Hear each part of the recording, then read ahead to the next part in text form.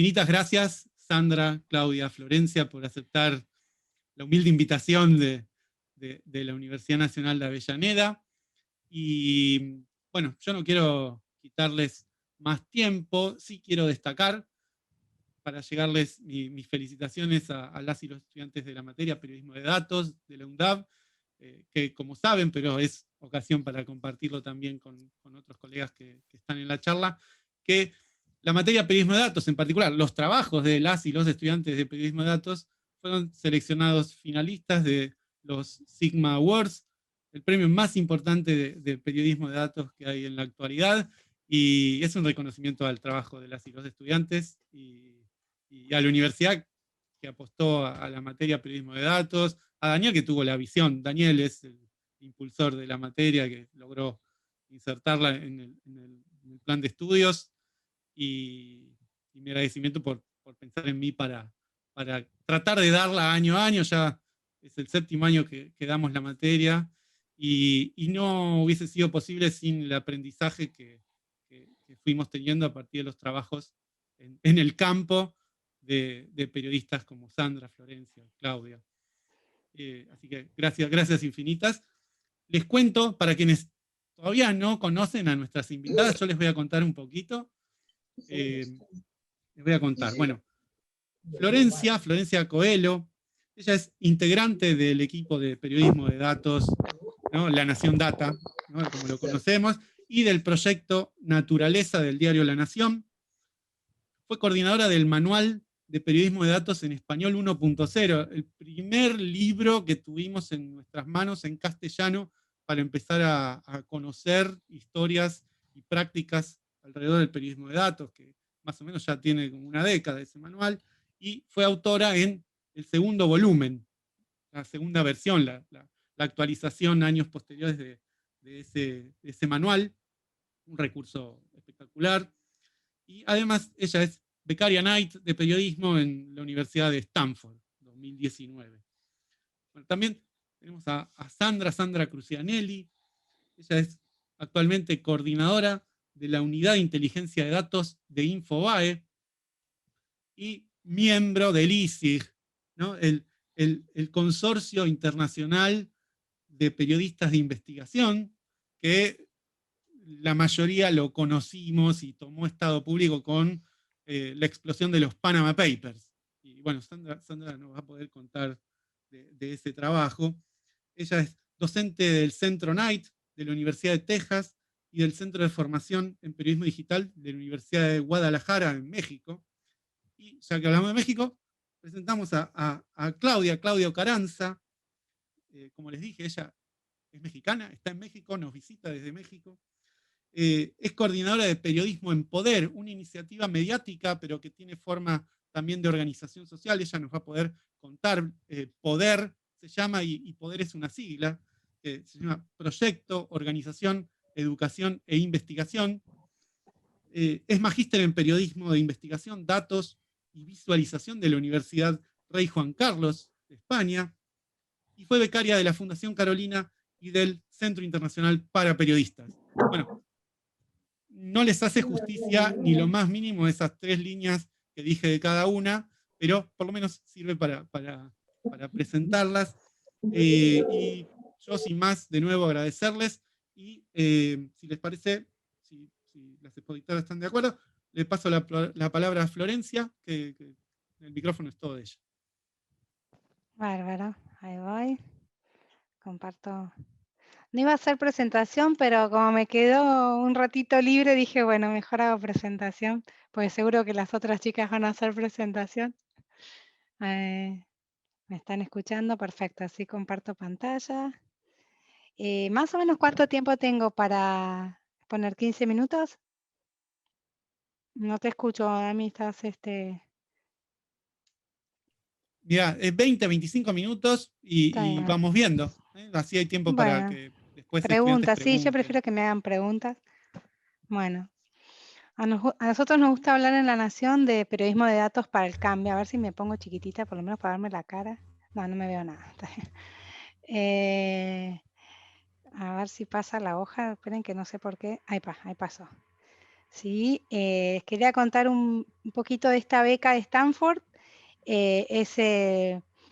Yo como les conté recién con el síndrome del impostor, si era periodista o no, me gustó esta beca que era para gente que trabaja en innovación en periodismo. Entonces sí me animé a anotarme y les dije que mi inglés era más o menos, que nadie me había ayudado con la presentación y bueno, y que no sabía nada de inteligencia artificial pero me parecía importante entenderlo para el periodismo y me dieron la beca. Así que sueñen, digamos que no hace falta tener, digamos, un inglés perfecto, dominar un tema para quizá alguna vez hacer una experiencia en el exterior. Y bueno, ahí me especialicé sobre inteligencia artificial para periodismo. Y bueno, y también soy miembro del equipo de la Nación Data, como dijo Damián. Ingresé a la Nación en 2006 y la Nación Data empezó a soñarse en el 2008, que ya juntábamos casos del exterior y hubo una decisión estratégica en septiembre-octubre del 2010, ¿no? Bueno, vamos a tener una división de periodismo de datos. Acá unas preguntas que me mandó Damián, así que les voy a dar cómo se las puedo ir contestando. En la estrategia en el pasado, digamos, primero fue investigación, yo soy como investigadora de nuevas tendencias y ahí empecé a ver cosas que estaba haciendo The Guardian, que estaba haciendo Los Angeles Times, el New York Times, otro llamado ProPublica todavía no estaba, y decía, tenemos que tener esto, tenemos que tener esto. Y bueno, yo iba guardando favoritos en un sitio llamado Delicious. Ustedes son muy jóvenes, muchos, pero bueno, a mí me encantaba ahí porque guardaba como los marcadores y ahí iba juntando. Y bueno, y una vez que tomamos la decisión, ahí lo comunicamos a algunos secretarios de redacción, que son como los gerentes, algunos periodistas, y bueno, y empezamos tímidamente a arrancar y en un año vino Sandra a visitarnos, no me acuerdo que estuvo un año trabajando con nosotros también, nos ayudó también en los inicios, pero bueno, desde la decisión nunca paramos, ¿sí? Arrancamos sin programadores, usando Tableau Public para hacer visualizaciones, sin ley de acceso a la información, usábamos un decreto de Néstor Kirchner del 2003, creo que era para poder ejecutivo, pero bueno, así, contra viento y marea, logramos sacar adelante la Nación Data. Y bueno, y hoy está funcionando mucho dentro de la redacción, somos como una unidad que a veces nosotros tenemos iniciativa en un proyecto, a veces nos la trae un periodista.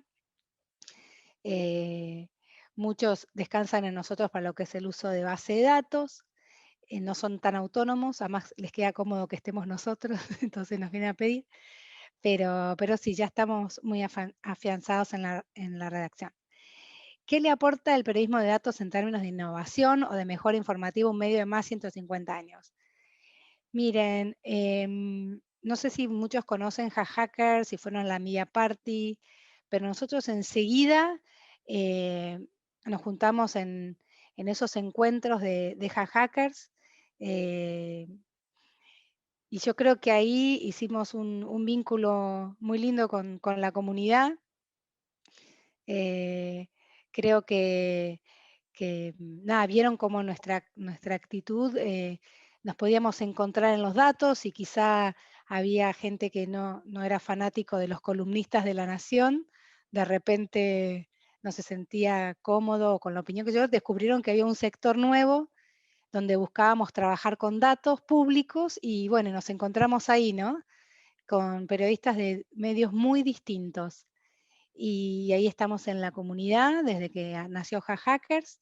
Y bueno, y la innovación para un medio como La Nación fue abrir datos, nos ayudó a dar mayor verosimilitud a nuestros dichos, acompañando las planillas. Vos desde el tabló que publicamos te puedes bajar los datos. También es como subiendo muchas veces las respuestas de los pedidos de acceso. Eh, Fue como una gran innovación en eso, ¿no? O sea, de tener nuevas herramientas para mostrar a la audiencia. Y a la sociedad, bueno, a la sociedad hicimos 4 eventos. En su momento creo que empezamos en 2011, se llamaban DataFest. Invitábamos a otros medios, invitábamos a la academia, a ONGs, a hablar de datos y que se empezara a hablar de lo que era la importancia de la apertura de datos, el análisis, la visualización. Así que en esos DataFest también nos dimos a conocer y personalmente, porque eran eventos presenciales, y eso también creo que ayudó mucho a, a lo que soy, ¿no? O sea, de la Nación, esos eventos donde nos conocimos y nos vieron, ¿no? A los que hacíamos la Nación Data y hicimos mesas temáticas, hackathon. Eso también fue mucha innovación para la Nación, ¿sí? Y para la sociedad, bueno, a partir de ahí salieron un montón de proyectos. No sé si lo conocen Andy Tau también, pero con él y con Sandra trabajamos en un censo, en digitalizar el censo de 2001. Hacíamos censotón y como una maratón de datos, y el 2001 y el 2010 los comparamos. Hicimos muchas cosas que me parece que son un servicio público también. Hemos trabajado en proyectos como eran los gastos del Senado, eh, para molestar a los senadores de todos los partidos, ¿sí? De que empezamos a auditar sus gastos. Trabajamos en equipo con distintas universidades, también trabajé con la Universidad Nacional de Lomas de Zamora, no sé si la conocen, a Soledad Regues, a ese equipo. Con distintas universidades, para mí es muy importante estar hoy acá con la Universidad de Avellaneda. Es como, dentro de mi rol en la Nación, es vincularnos con, mi rol está en la comunidad y vincularme con distintas universidades para ver si podemos hacer algún proyecto juntos en algún momento. Por ejemplo, trabajamos con la Agencia 1 de la Universidad de Lomas, ahora en coronavirus, y con los chicos estuvimos todas las mañanas, mirábamos eh, las páginas de Facebook, de Twitter, de las municipalidades de la provincia, a ver cuántos contagiados tenían, si tenían un fallecido. Así que bueno, creo que esas son todas cosas muy distintas a lo que se acostumbra en un medio, así que le cuento esas experiencias, ¿no? Creo que sí, que tenemos una vocación de servicio y somos como una ONG, nos gusta decir, dentro de la Nación, ¿no? ¿Qué notas o historias no se habrían conocido si no fuera por el trabajo nuestro? Y a veces hay muchas historias que a veces es desde la parte técnica. A mí me gusta hablar de las que yo trabajé, especialmente, por ejemplo, el año pasado, como con los conocimientos de la Nación Data, pudimos armar una base de datos rápido de gente varada en el exterior cuando se cerraron las fronteras. Armamos un Google Forms y a ver si tengo algunos links para mostrarle, pero bueno, no sé si tengo tiempo. Pero como que gracias al expertise de la Nación Data pudimos rápidamente detectar casos vulnerables, mayor de edad, que tenían alguna enfermedad, y de esos contar su historia rápido, que servía para que los consulados o embajadas a lo largo del mundo rápidamente vieran esos casos que se habían comprometido a darles prioridad, ¿no? Entonces ahí dimos una vocación, digamos, un servicio a la comunidad. Después trabajamos con los telegramas de las PASO en 2015, también tratando que la elección sea lo más transparente posible. Y entonces nos bajamos 90.000 PDFs y llegamos a revisar 20.000. Esos son como casos que sin la Nación Data no hubiera sido posible. Ahí encontramos, les voy a mostrar, así no, así. Pasa que es como que tengo el zoom y no puedo, cómo subir las pestañas, me molesta el zoom. ¿Me dan algún tip para eso o no? Ven que arriba tengo como una franja negra que no sé cómo hacer para que se suba. Me parece que no voy a poder mostrarle las pestañas porque no. A ver. Bueno, acá tengo el de varados. Vamos a ver la que está acá, ¿sí? Todas estas historias de varados las hicimos con una base de datos de distintas, y nos compartían sus historias, ¿no? Ahí voy a cerrar esta. Acá, por ejemplo, también con los que iban llegando de Ezeiza, cómo fue entrando ahí, todo esto eran testimonios de los varados, pero hicimos todo un especial, de dónde fueron llegando, cuántos, el acumulado, ¿sí? A ver si puedo, pues no me deja, a ver, correrla. Otra cosa que estamos haciendo como un servicio es un monitor de economía con un montón de variables, ¿sí? Esto después se embebe en las notas, indicadores, distintos indicadores, y esto es gratis, ¿no? Entonces uno se puede armar un panel. Acá les estoy mostrando ejemplos de qué no se podría hacer sin la Nación Data, ¿sí? Y hay de distintos tipos de monitores. Esto fue gastos del Senado que hicimos con una herramienta llamada VozData, que la desarrollamos en la Nación, junto con la ayuda de programadores dentro de una beca de la Knight Foundation y Mozilla. Entonces la gente nos ayudaba a clasificar los gastos de los senadores, ¿no? Y miren, trabajamos en colaboración con ASIG, con ADC, con Fundación Conocimiento Abierto, Directorio Legislativo, Poder Ciudadano, la Universidad Austral, en su momento la Católica, la USAL, el Colegio Universitario de Periodismo. Ahí todavía no conocíamos a la Universidad de Lomas, pero sería un caso donde armarían un equipo y se pondrían a revisar gastos del Senado, o por ejemplo los telegramas de las PASO, tratando de detectar si había errores, y bueno, detectamos, o sea, un proyecto no lo pudimos terminar completo porque ya se venían las elecciones generales, pero hay un video de Di Tulio, que era el director del correo, digamos, donde llegan, como que reconoció nuestra investigación, ¿no es cierto?, en una conferencia de prensa. Acá era donde invocábamos a revisar los telegramas, explicábamos cómo mirarlo, y bueno, y después no sé cómo, acá, ¿verdad? Que acá, así las puedo sacar estas notas que están atrás. Esto fue la nota de... Es como que no puedo, chicos, no puedo, no sé ni cómo voy a volver a... Ahí está, la tiro abajo. Bueno, la voy a cerrar así. Y estos son los chicos de la Universidad de Lomas que trabajamos en equipo, y claramente les estoy diciendo ahora que me encantaría que tengamos algún proyecto, que nos encontremos en el periodismo que nos interese a ambos para trabajar juntos alguna vez. Así que bueno, y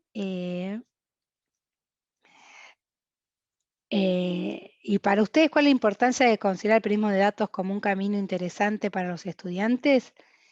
Y para mí, porque podés encontrar historias originales, no dependés de una conferencia de prensa, de entrevistar a determinadas personas, sino como que podés encontrar nuevas historias únicas, ¿sí? Muy pocas veces nos pasó que otro medio estuviera con la misma historia que nosotros de periodismo de datos. Y creo que hay corrupción para todos los medios, hay corrupción en todo, no importa el partido político, hay como para que todos los medios tengan investigación con periodismo de datos, pero también para hacer cosas de servicio, como esto que les conté de varados, o no sé, me parece que lo único que deberían manejar así como obligatorio es Excel, ¿sí? Manejarse con un Excel básico, no sé, 15 funciones, aprender eso, pedirla como optativa, si está acá el decano, el director, todos que les enseñen Excel en la facu, si no lo enseñan todavía, eso sería como lo más importante, un poco de estadística. Sandra es muy buena también para eso, que nos enseña a nosotros también en La Nación. Y sobre todo les digo por eso, porque se puede encontrar historias totalmente originales. Después hay que ir a chequear, digamos, con periodismo tradicional, ¿no? Pero, ¿cómo estoy de minutos, Damián? O mándenme en el chat. No, Y bien, acá, tenés 2, 3 minutos más. Está bien. bueno, y acá no sé si pueden, acá tengo para presentarles nuestro último proyecto lanzado el viernes, así que apunten sus celulares, ¿sí? Que nos enorgullece muchísimo y que no hubiera sido posible sin la Nación Data. Algunos no sé si ya lo encontraron, pero bueno, es esto. Hicimos un monitor legislativo ambiental. dentro de la Nación Data, que tenemos muchas, digamos, como es multitema, deportes, economía, política, sociedad, abrazamos un tópico nosotros desde la Nación Data porque tiene mucha información de datos, ¿sí? De las metas internacionales, es muy medible, y que es la crisis climática y de biodiversidad.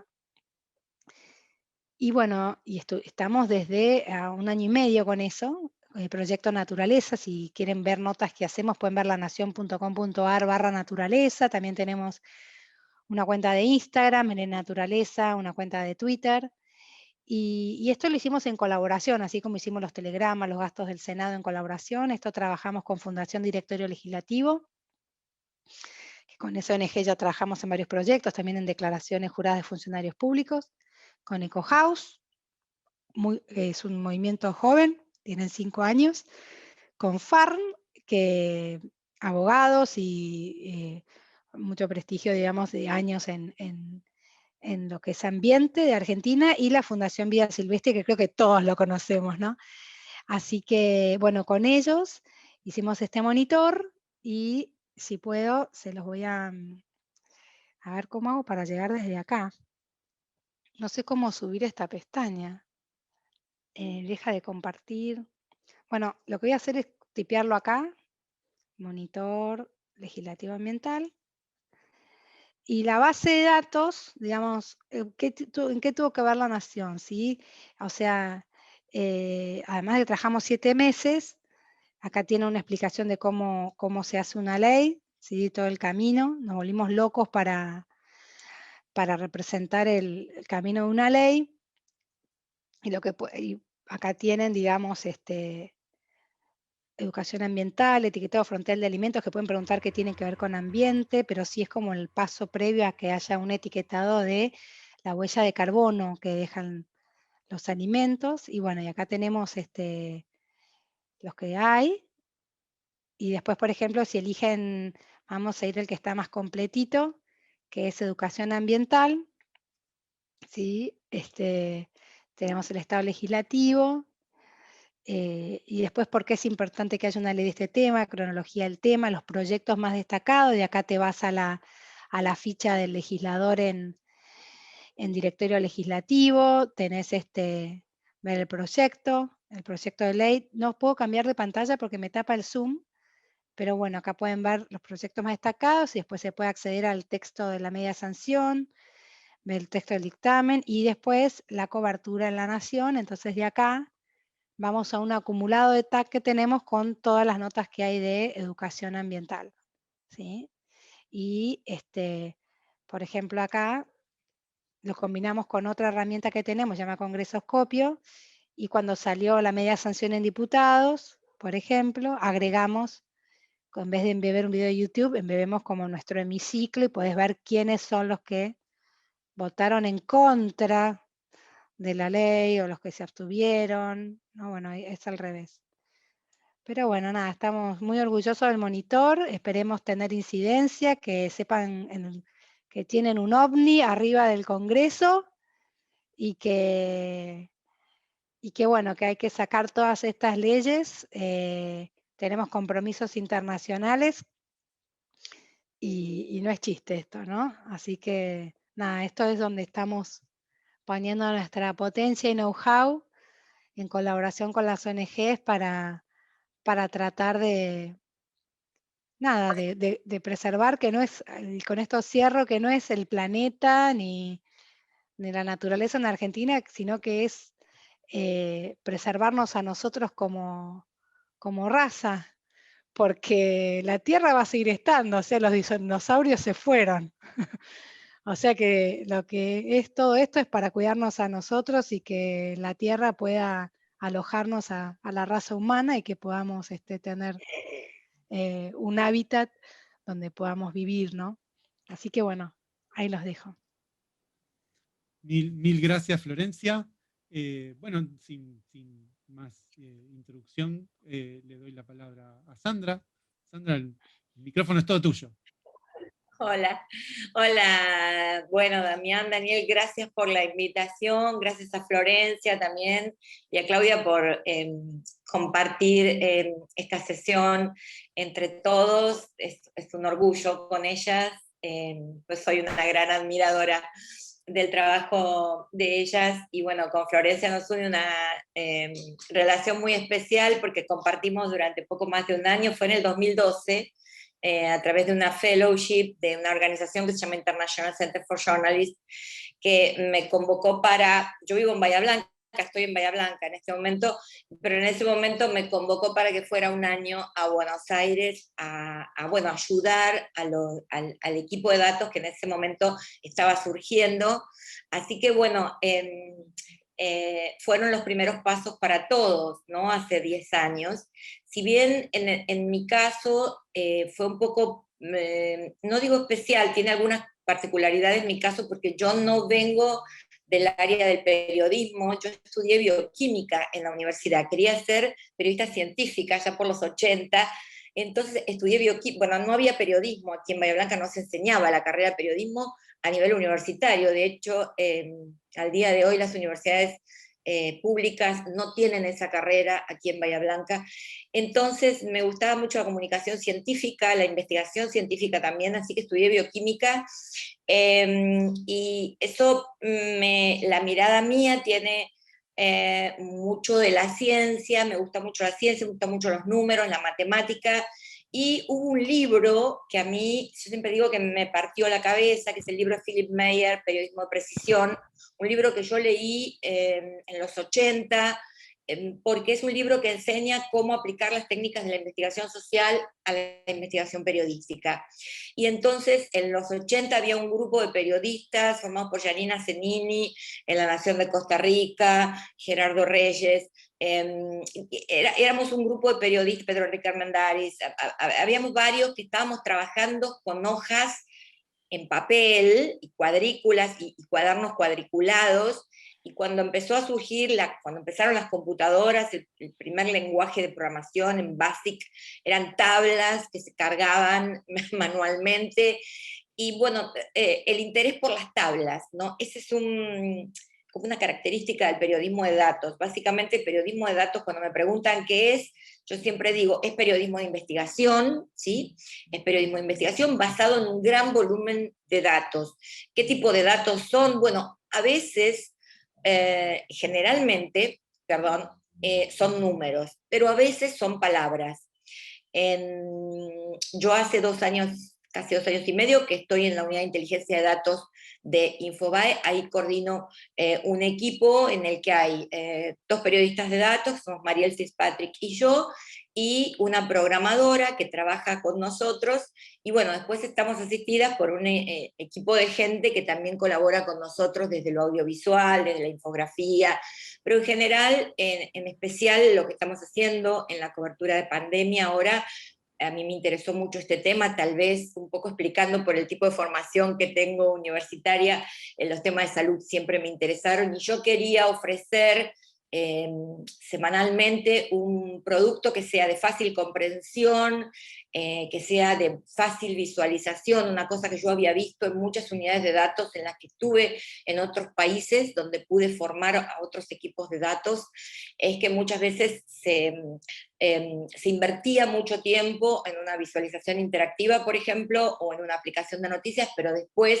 el usuario tenía problemas a la hora de navegarlo, en la navegabilidad. Eso conspiraba un poco contra el tráfico de la nota, y si hablamos en términos de salud, creemos, o por lo menos creo que en pandemia mi objetivo es que los productos de la unidad de datos, nos llevamos más de 100 piezas periodísticas durante toda la pandemia basadas en datos, que se lean lo más posible, que tengan un contenido basado en la información oficial, que son los datos que tenemos, contrastadas con otras bases de datos a las cuales muchas veces también accedemos para cruzar la información. Y una cosa a la cual yo aspiraba era que las visualizaciones sean sencillas, que la gente no tuviera dificultades para navegar un gráfico. Eso lo logramos con una herramienta que nos está dando muy buenos resultados, que es Flourish, Igualmente soy de la idea de que en las unidades de datos tenemos que probar todas las herramientas y que la unidad de datos funcione como una especie de laboratorio, pero este es un momento muy especial, el momento de pandemia, en que la urgencia nos impone a que tenemos que hacer productos para satisfacer las demandas de la población, para que la gente entienda por qué estamos a punto de llegar a los 4 millones de casos, para que la gente comprenda los efectos del confinamiento, para que la gente sepa cuánto dinero se gastó en cada uno de los aviones que trajeron vacunas desde Rusia o desde los Países Bajos, dar respuestas a ese tipo de cosas. No obstante, estas urgencias periodísticas, el primer trabajo que hicimos en la unidad de datos de Infobae no fue basado en números, sino basados en palabras. Yo voy a compartir pantalla. Me tendrían que dar la función de anfitrión para poder compartirles la pantalla, porque por ahora no puedo. Me avisas, Damián, cuando pueda compartirla. Que fue un trabajo sobre los decretos secretos de la dictadura. Hace unos años, el gobierno decidió desclasificar una cantidad bastante grande de decretos, en ese momento no sabíamos cuántos eran. Yo había descargado una parte porque tengo también una suerte de afición por los datos. Digamos, cuando veo datos cerrados, es decir, datos cerrados significa que no están libres de copyright, están encerrados en algún PDF, no me los puedo descargar en la computadora para procesar con facilidad.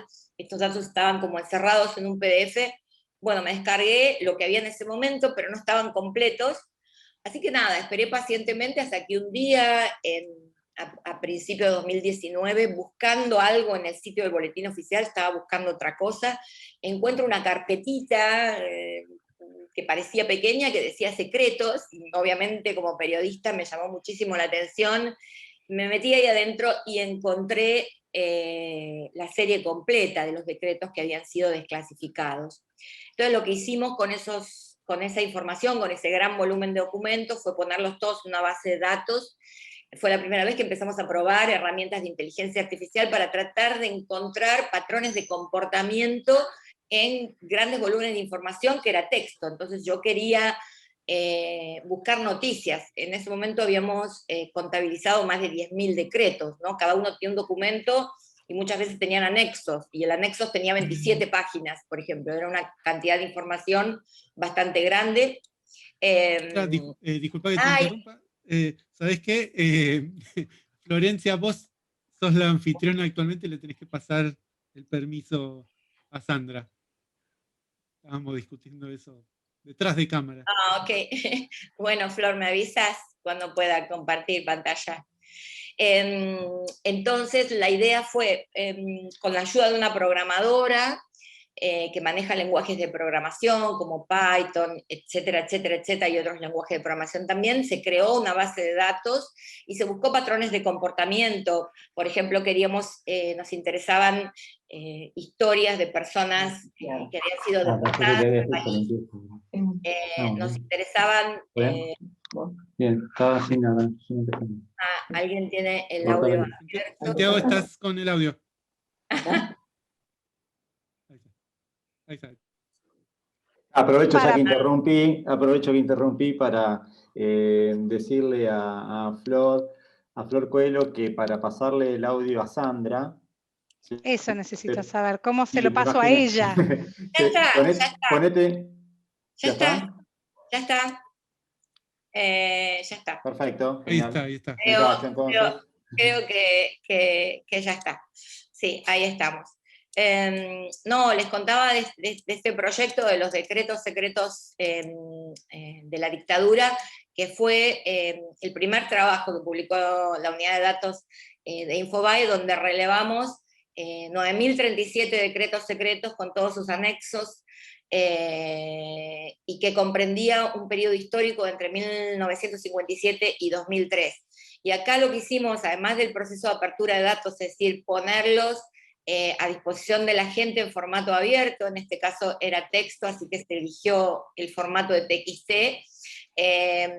Aquí, como ustedes pueden ver, hay un detalle de cómo se procesó la información. Esto me interesa mucho. Todas las notas, desde que comenzamos en la unidad de datos de Infobae, llevamos una producción de más de 160 artículos periodísticos basados en volúmenes grandes de datos. Siempre, siempre, al final de nuestras crónicas, explicamos cómo se procesó la información, te contamos de dónde sacamos los datos. Por ejemplo, aquí compartimos los datos en formato cerrado, en el formato original en el que los encontramos. Por ejemplo, los encontramos así, dentro de un boletín oficial, en un apartado que se llamaba Decretos Secretos, y después hicimos un procesamiento de información y compartimos la tabla dinámica, digamos, estructuramos por años la parte cuantitativa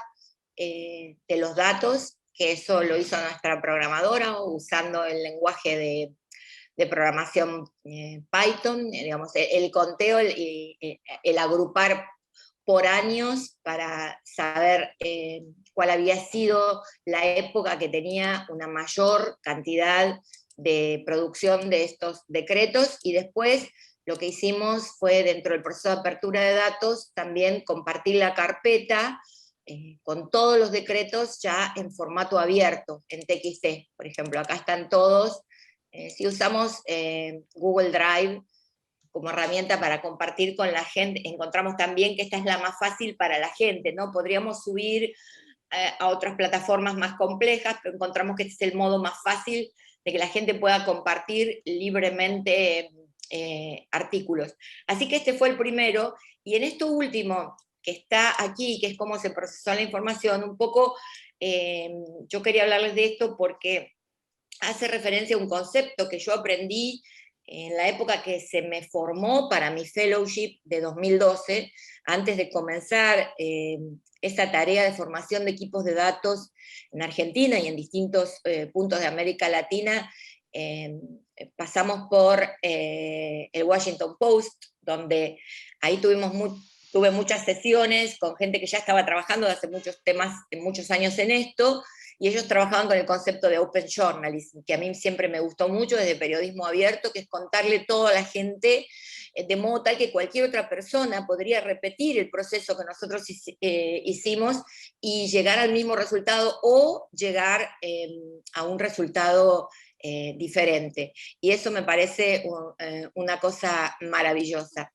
Después comenzamos con lo que es pandemia, con las primeras notas que empezamos a recopilar información y a probar y a jugar con gráficos de distribución para analizar qué era lo que estaba pasando con grupos etarios, qué era lo que pasaba con la misma base de datos que nos planteaba un problema debido a inconsistencias en los datos que encontramos. Fue todo un desafío, pero no solamente nos concentramos en eso, yo quería poner foco en otros temas también. Por ejemplo, las investigaciones transnacionales. En los últimos 2 años participamos de 2, una con el Centro Latinoamericano de Periodismo de Investigación, el CLIP, en este caso sobre los balances de la Iglesia Universal del Reino de Dios, que eran balances completamente desconocidos, y estos sí eran una cantidad de documentos muy grandes que también los pudimos procesar utilizando todas las herramientas de periodismo de datos. Lo mismo que pasó en FinCEN Files. FinCEN Files es la continuación del equipo de trabajo que comenzó con Panama Papers. Panama Papers, nosotros ya veníamos con experiencia de trabajar en grandes volúmenes de datos, estábamos trabajando en Panama Papers con un volumen de 12.5 millones de datos, una plataforma que el Consorcio Internacional de Periodistas de Investigación, del cual yo formo parte, junto con colegas de otros medios de comunicación, el proyecto de Panama Papers y Paradise Papers, FinCEN Files, estuvieron involucrados Infobae, La Nación y Perfil, y trabajamos con un equipo que es un lujo, digamos. Yo considero para mí que es un lujo trabajar con estos colegas porque, bueno, son colegas por los cuales yo siento un enorme respeto. Hemos aprendido mucho en todos estos años juntos, llevamos 5 años trabajando juntos en investigaciones del consorcio y todos estos años manejando grandes volúmenes de información, en este caso analizando, así se veían los documentos de FinCEN Files, ¿no? de la red de prevención de crímenes financieros, y tratábamos de detectar inconsistencias financieras en balances de empresas o de personas que son públicas, ¿no? Como miembros del gabinete, legisladores, jueces, digamos, no escapó. La lista que teníamos bajo estudio era una lista muy grande, de miles y miles de personas, para cruzar con esa base de datos, y en esta serie de notas, que el año pasado ganó el Premio Mayor Europea, pudimos hacer este trabajo. Ahí está también el Naujuno, de cómo hicimos la investigación con Mariel Fitzpatrick, Hugo Conadamón, Maya Jasterblaski, Iván Ruiz, Ricardo Brón, estos últimos de La Nación, y Emilia Defino, que en ese momento estaba en perfil. Esto es todo lo que tiene que ver con transparencia internacional y crímenes financieros. Después, a nivel nacional, una cosa que me interesó siempre es el tema de la transparencia, y ahí tengo un foco bastante marcado. Hemos estado investigando sueldos públicos de intendentes, hicimos los 135 intendentes de la provincia de Buenos Aires, hicimos los 257 diputados, nos abrimos a 257, que todavía eran más. Perdóname, Sandra, que te interrumpa. Hay algunos micrófonos abiertos, no sé si los pueden apagar mientras ponen nuestras invitadas. Se escucha muy fuerte. Escuchaba el audio. No, en este caso... Si vos seguís como, perdóname, si seguís como administradora, ¿te podés silenciar el micrófono a todos en todo caso? A ver...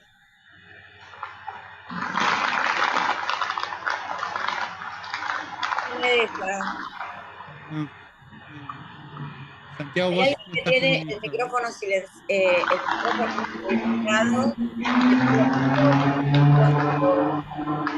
o alguien que está en la calle en este momento.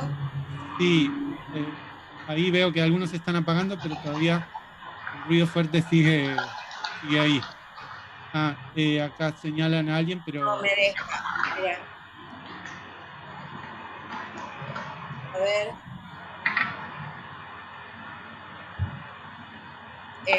¿Hay algún... ahí está, ahí. Okay. Creo que ahí estamos. Okay. Perdónanos, Sandra. No, están perdonados. Están perdonados. No, les estaba diciendo que me interesaba mucho, siempre me interesó mucho el tema de la transparencia, y a ver, estaba acá, perdón.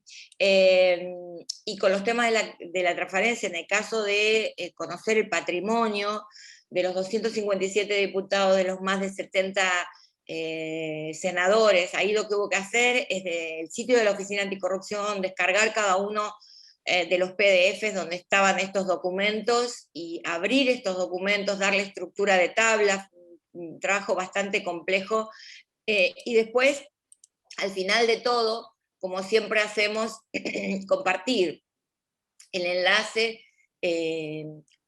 contándole a la gente cómo procesamos la información. Tengo la conexión de internet un poco lenta, no sé qué está pasando, pero bueno, ahí les muestro la hoja de cálculo como las mostramos siempre, ¿no? En este caso, cada diputado, de qué distrito era, de qué bloque es, el patrimonio que declaró y el valor que tiene ese patrimonio en dólares para poner un contexto y darle un significado. Y bueno, y lo otro que hacemos es cruzar distintas bases de datos también, que no están en un solo reservorio, sino que están en distintos repositorios, para hacer notas, como les digo, de pandemia. En pandemia estamos... esta fue la última nota que publicamos ayer domingo, donde analizamos, por ejemplo, qué era lo que estaba pasando con los casos antes del confinamiento decretado por el gobierno, y analizamos los 14 días posteriores, viendo cómo se está desacelerando la curva y tratando explicar cómo impacto de vacunación, disminución de la circulación, tienen un impacto directo en esto. Siempre con gráficos interactivos, usando Flourish, porque entendemos que en pandemia era la herramienta, nuestra herramienta de elección para que para la gente sea navegable, para que la gente entienda lo que estamos haciendo, y siempre compartiendo también nuestra hoja de cálculo. No sé si acá no me deja compartir. ¿Para compartir pantalla? No, quiero volver con el video. Con el video, ahí va, para. Estaba probando por si teníamos algún hacker que podía deshabilitar o no, y dale nomás.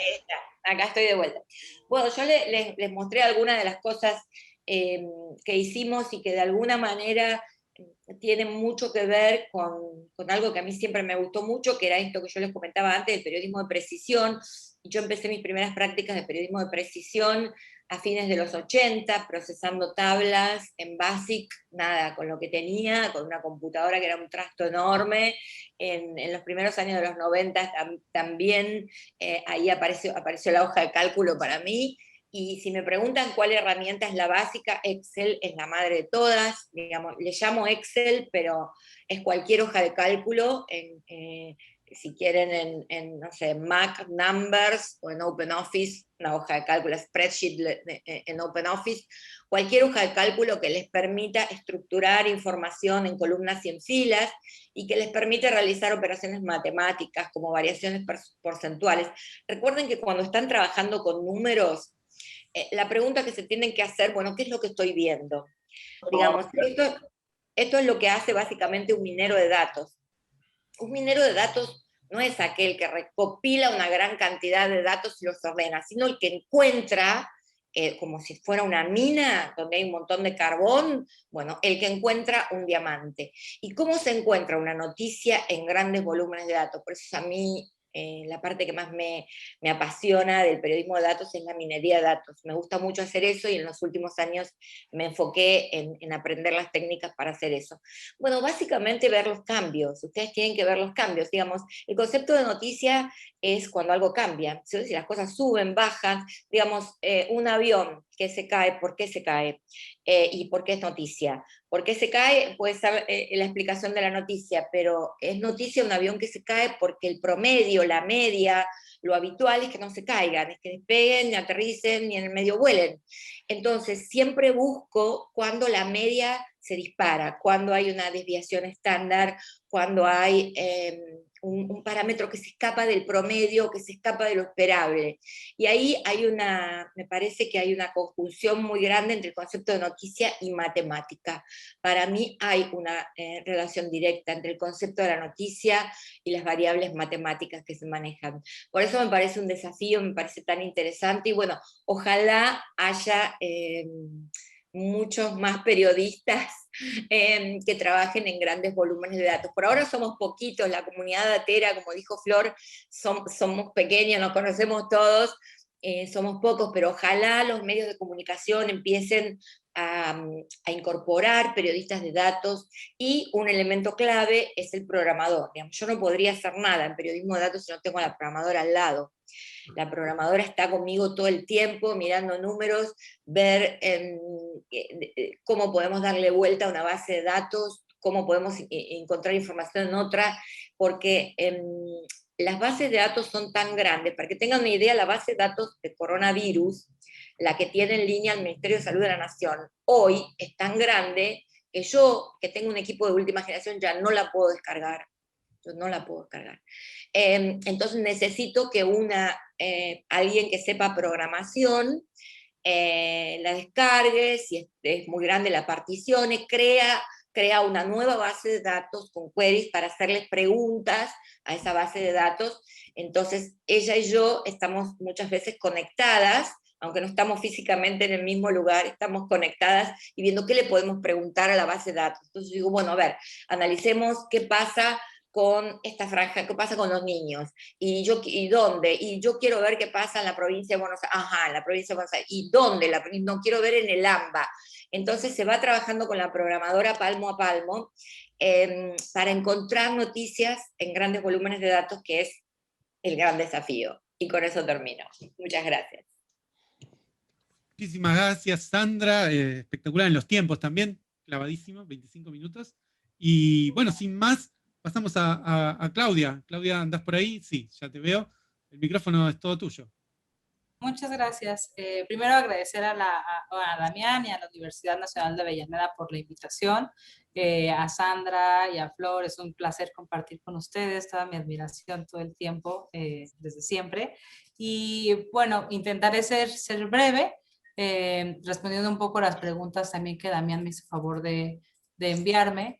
Y sí, igual que Flor, hice una pequeña presentación porque pensé que mis compañeras harían una, entonces creo que me va a ayudar. Si me pueden pasar el control para compartir, creo que ya puedo. Listo. Ok.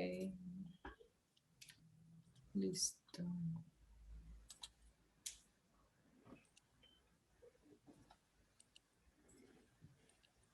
Creo que ahí ven la pantalla, ¿cierto?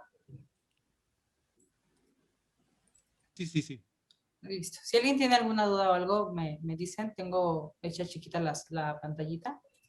Pero bueno, periodismo de datos. Antes de entrar en qué es periodismo de datos, desde cómo hacemos periodismo de datos desde Poder y en México, me gustaría platicarles quiénes somos Poder. Somos una ONG que se dedica a la investigación de temas de transparencia corporativa y rendición de cuentas corporativa. Esto lo hacemos exclusivamente o específicamente en industrias no relocalizables, o sea, aquellas que no pueden cerrar su negocio e irse a otro lado, ¿no? Por ejemplo, extractivas, minería, energía, finanzas, y lo hacemos a través de diferentes departamentos en la organización. Uno de estos departamentos es el de datos, periodismo y tecnologías, que es donde yo soy coordinadora de periodismo en Poder, y desde donde hacemos periodismo de investigación y datos, y hacemos también tecnología tanto para nosotros, para el uso interno, como para uso externo, para otros colegas, y desde ahí tenemos muchas iniciativas regionales, como la Red Palta, o también hemos colaborado con CLIP, por ejemplo. Entonces, bueno, eso en breves palabras, eso hacemos en Poder. ¿Y por qué el periodismo de datos pues es importante en México? Y yo creo que en general en muchos países, y sobre todo en América Latina, ¿no? Porque México y muchos países de América Latina son países complejos, ¿no? Sin contar que hay violencia contra periodistas en México de una forma pues peor que en otros países, ¿no? Creo que debido a esta complejidad, a estos fenómenos sociales, económicos que vivimos en nuestros países y que se vive en México, el periodismo de datos encuentra esta cabida, ¿no? Funciona un tanto distinto que en otros países, porque en México el periodismo de datos no se ve tanto desde medios tradicionales y se ve más últimamente desde medios alternativos y organizaciones de la sociedad civil. Sin embargo, o sea, igual con el periodismo de investigación, y entendemos que va como muy relacionado, ¿no? El periodismo de datos y el periodismo de investigación, probablemente o quizá porque el dato, ¿no? Como decía Sandra, o sea, tenemos los datos así en general, y tenemos estos patrones o estos puntos que vamos encontrando que se salen del promedio, que se salen de la media o de lo normal, pero sin investigar ese dato, pues se quedaría solamente como un dato raro, ¿no? Como un dato extraño que nos diría algo, pero la investigación no deja de ser necesaria, ¿no? Es relevante y se tiene que seguir haciendo. Entonces, el dato por sí mismo a veces es la historia, pero muchas veces vamos a tener que investigar a profundidad ese dato o esos datos, ¿no? Y entonces creo que por eso en México nace o se hace más desde medios alternativos y organizaciones de la sociedad civil, no tanto desde medios tradicionales que responden a otra lógica de agencia noticiosa y además de intereses también económicos y políticos, ¿no? No es como en México, en Argentina, que está La Nación Data, por ejemplo, ¿no? Y desde ahí se hace un gran trabajo de periodismo de datos. En México hay algunas iniciativas dentro del periodismo de datos e investigación en medios tradicionales, como el Universal, por ejemplo, con Daniel Aguaso en este momento a la cabeza, pero esa área pasó de ser un área por sí misma a ser un área como de servicio a todo el diario. Entonces ha cambiado la naturaleza de cómo se hace, ¿no? Y otros ejercicios, por ejemplo, Milenio tenía su, Milenio, no era Milenio Data, no recuerdo cómo era el nombre, en 2015, 2016 desapareció, igual por temas políticos. Entonces ahora somos más medios alternativos y organizaciones de la sociedad civil, desde donde hacemos este espacio porque tenemos el tiempo, tenemos los recursos o vivimos de financiamiento de otras organizaciones, ¿no? ¿Y por qué es importante el periodismo de datos en países como México y de América Latina? Pues porque se pueden narrar fenómenos y desgracias, ¿no? Como la violencia de género. Y acá puse este ejemplo, por ejemplo, del mapa de feminicidios de María Salguero. Este es un ejercicio que hizo una periodista que se llama María Salguero, muy relevante, sobre los feminicidios en México, ¿no? Sabemos que es uno de los países donde se enfrenta este problema de mayor forma que en otros países y muy cruel. Y ella lo que hizo fue revisar noticias y, digamos, estandarizarlas en una base de datos que le fuera suficiente información o que le diera suficiente información para hacer esto. Y entonces cada crucecita es un feminicidio. Y se puede ver la descripción, y se puede ver de dónde sale la información, etcétera. Esto es algo, por ejemplo, que ella hace sin el apoyo de un medio detrás. Ella lo hizo porque le pareció importante y relevante y después ha tenido algunas becas y cosas, me parece, pero no hay un medio detrás. Entonces, mi punto de mostrar esto es que es una narrativa nueva, ¿cierto? Entonces, el periodismo de datos te permite eso, encontrar factores, patrones y cosas que se salen de la normalidad y poder tener narrativas nuevas de contar algo tan desastroso y devastador como es los feminicidios en México, por ejemplo. Bueno, y en Poder, el periodismo de datos lo vemos como una herramienta para, ¿no? Así como la tecnología para, el periodismo de datos para. Precisamente para contar asuntos de transparencia corporativa y abuso de derechos humanos por parte de las empresas, como captura del Estado, clientelismo o contratos amañados o simplemente contratos sin querer contar algo, no sé, algo como corrupción ahí, ¿no? Pero sí se pueden encontrar malas prácticas o simplemente un fenómeno de cómo se reparte el dinero público, por ejemplo, a través de contrataciones públicas.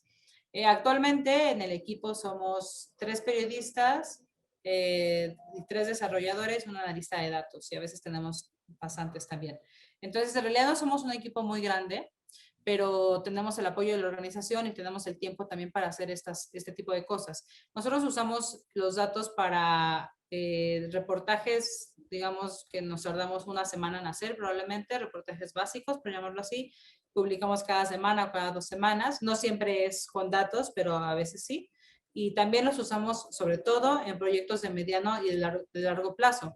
Y también hacemos herramientas, como les decía, para que las usemos nosotros y las usen colegas de México y de otros países para que ellos puedan hacer sus propios reportajes a partir de datos, ¿no? Creemos que en México es cierto que cada vez se avanza más en la apertura de datos, sin embargo todavía falta mucho.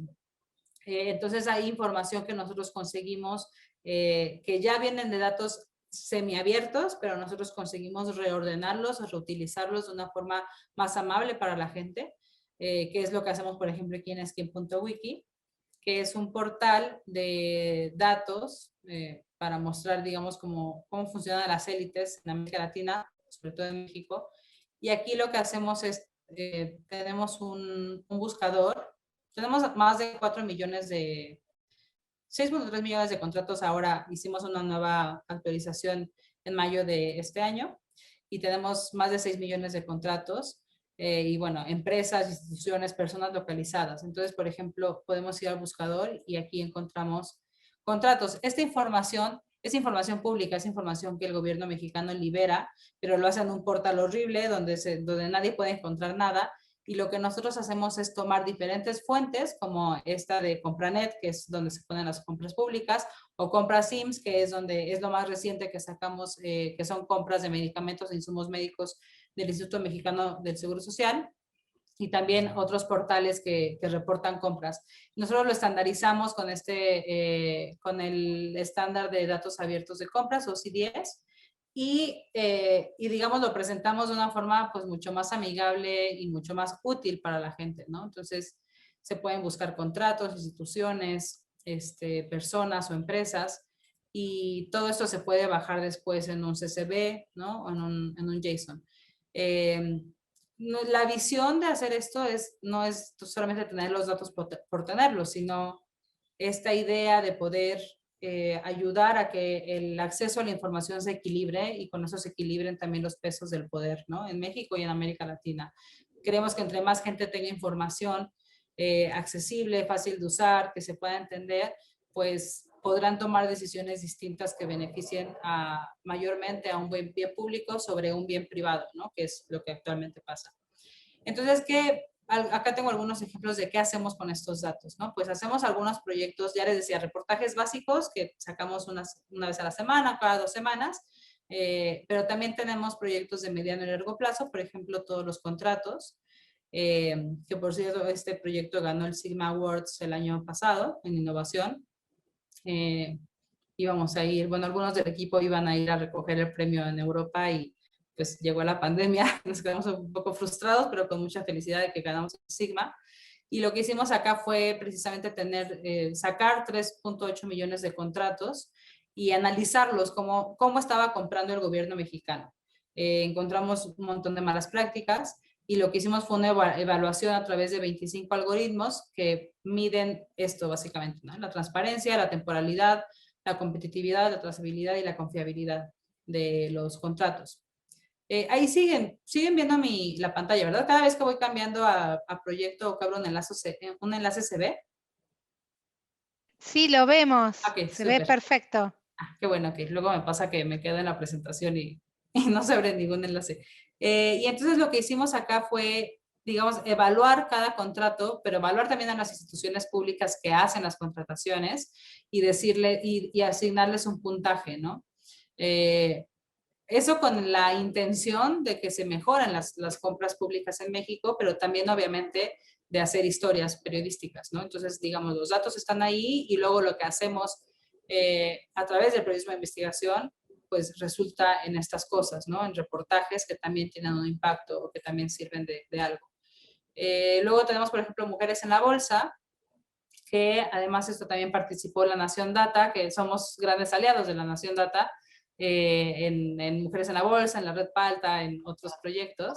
Y acá, por ejemplo, lo que hicimos fue medir o contabilizar cuántas mujeres y cuántos hombres hay en los consejos de administración de las empresas que cotizan en las bolsas de 15, en los mercados bursátiles de 15 países de América Latina y España. Obviamente lo que encontramos pues no es casi ninguna sorpresa, ¿no? Pero tenemos a 2.767 consejeras contra 18.236 consejeros. Esos son personas, pero también contabilizamos los asientos que ocupan, porque lo que pasa muchas veces en esos espacios de élite precisamente es que algunas mujeres brillan y ellas ocupan todos los espacios, ¿no? En lugar de que se abran nuevos espacios para nuevas mujeres.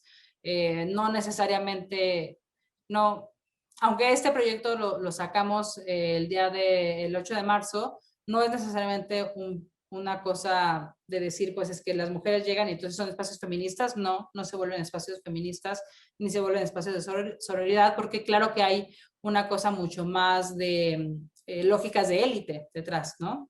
Y entonces ahí lo que hicimos fue, hablando de datos, pues nosotros desde Poder scrapeamos las bases de datos, más bien las bolsas de todos los países, estos 15 países, 16 países, y armamos una mega base de datos. Yo no sé si ahí Florencia le tocó ver, yo creo que, no estoy segura si le tocó ver esta base de datos, pero era una base de datos enorme. Ya, Romina y Flor. Romy y Flor. La otra Flor. La otra Flor, Florencia Altuve. Sí, bueno, era una base de datos enorme, y lo que hicimos, este proyecto lo sacamos 2 veces, en 2019 y 2020. Entonces, en 2019 fue un trabajo mucho más grande para los aliados y para nosotros, porque se tenían que, digamos, poner femenino o masculino, hombre o mujer era, en cada nombre de cada país, ¿no? Y eso fue lo que le pedimos a los aliados. Cuando nos regresaron los datos, entonces empezamos a sacar cálculos como locos, precisamente para sacar este tipo de información. Luego en la segunda edición, que es esta, le dimos digamos, una visión ahora sí un poco más de feminista o de género, y hicimos una comparativa, por ejemplo, entre mujeres en la bolsa y ministerios de América Latina, ¿no? Como los espacios privados son todavía mucho más machistas y mucho menos accesibles para las mujeres, ¿no? Porque a nivel público, pues los gobiernos mismos empujan porque haya esta equidad. Sin embargo, a nivel privado, esto parece que son espacios todavía que nadie puede tocar. Y hablamos además también de cómo es la realidad para las mujeres, para las personas LGBT, personas trans, personas homosexuales, ¿no? Y cómo les es más difícil llegar a este tipo de espacios, ¿no? Y bueno, eso lo hicimos, y luego cada medio hacía su investigación o su reportaje con los datos, ¿no? Y eso es básicamente como lo que fuimos contando. Acá es importante decir que los datos fueron un reto muy importante, sobre todo para la segunda edición, porque ampliamos los países, ampliamos además las bolsas. No todos los países tienen una sola bolsa, en algunos países tienen más de una, entonces fuimos contando y contando más datos, y tuvimos que estandarizar los datos. No en todos lados se llama igual las cosas, y creo que ese es el tema con los datos, ¿no? Pero precisamente cuando uno llega y descubre cómo puede estandarizar y homogeneizar los datos, entonces las cosas medio que empiezan a fluir un poco más, porque nos dan narrativas en común. Que justo eso es lo que hicimos con Red Palta, ahora les voy a contar. Y bueno, los datos también, evidentemente, en emergencias sanitarias como la COVID-19, pues están ahí, ¿no? Para nosotros era bastante obvio lo que queríamos hacer. Ya he tenido una experiencia muy grande en qué hacemos con contratos en México. Dijimos, ok, investiguemos qué onda con los contratos para la pandemia, ¿no? La cosa es que en México no están haciendo, a nivel federal, no están diciendo qué es para COVID y qué no. Entonces lo que hicimos fue nosotros hacer un diccionario enorme de palabras entre nosotros y Serendipia, que es un medio también acá en México, y básicamente nos pusimos a pensar qué palabras eran las que podíamos usar para identificar estas compras desde Compranet. Y con toda nuestra experiencia ya navegando Compranet para quién.wiki, pues llegamos a un montón de palabras y algoritmos para sacar estos datos y estos contratos, ¿no? Y entonces esto lo actualizamos cada semana ahora, y encontramos esto, pero también además metimos datos que obtuvimos a través de solicitudes de información pública. Muchísimos contratos que evidentemente por la emergencia no se estaban reportando en Compranet, y nosotros hicimos como más de 600 solicitudes de información y revisamos y vimos que contratos no estaban ahí, lo cual también fue un reto, porque los identificadores únicos no siempre vienen igual en papel, porque además nos los dieron en papel muchas instituciones. Y claro, ahí tuvimos que hacer a mano nuestra base de datos, y no siempre el identificador único coincidía con aquel de Compranet. Pero bueno, encontramos la forma. La analista de datos, la verdad, ahí hizo un trabajo gigante, ella, Keletsu Aspra, y encontramos la forma de identificar esto junto con Serendipia. Y luego entonces viene la parte de hacer las investigaciones, ¿no? Y encontrar por ejemplo, cuánto dinero va para la COVID, pero también encontramos un montón de opacidad, obviamente. Encontramos qué tipo de proceso se hizo para los contratos. Por ejemplo, 94.58% del gasto se hizo en adjudicación directa, que estaba permitido por la emergencia sanitaria en México, pero a 1 año y medio de esto se sigue haciendo por adjudicación directa, como si no se hubiera aprendido ya algo, ¿no?, de la pandemia. Encontramos obviamente sobreprecios, encontramos empresas que eran nuevas y que ni siquiera tenían un historial de compras del gobierno, o que ni siquiera tenían un objeto social relativo a salud o a medicinas o a insumos médicos, y ganaban contratos, ¿no? Y aquí, por ejemplo, encontramos uno de los contratos para la compra de vacunas de AstraZeneca, que había pasado ahí desapercibido, y alguien lo subió en Compranet porque creemos que fue un error, y lo encontramos gracias precisamente a esta búsqueda que hacemos de contratos, esta revisión de los datos, ¿no? De pronto a Keletsu le saltó como de, aquí hay algo, este dato está disparando precisamente porque era muchísimo dinero, está disparando todo, y de pronto una institución del gobierno que no había salido nunca, o sea, que no habíamos identificado como una de las mayores compradoras, se volvió la compradora número 1. Y entonces nos pusimos a investigar y precisamente es que era este contrato de AstraZeneca. Que no venía el contrato, por cierto, hablando de datos cerrados, ¿no? Venía solamente unos datos en un Excel que suben ellos, una base de datos que suben con alguna información, pero no venía el enlace de la compra, ni el PDF, ni nada. Ya después lo tuvimos que investigar por otro lado.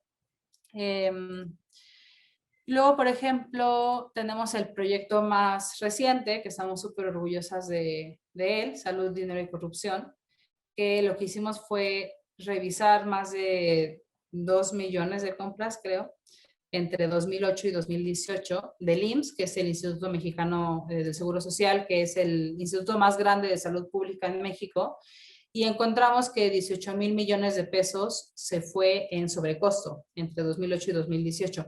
La única razón por la que no pudimos hacer 2019 a 2021 es porque el gobierno actual retiró estos datos o dejó de publicar los datos con el mismo detalle que lo hacían antes.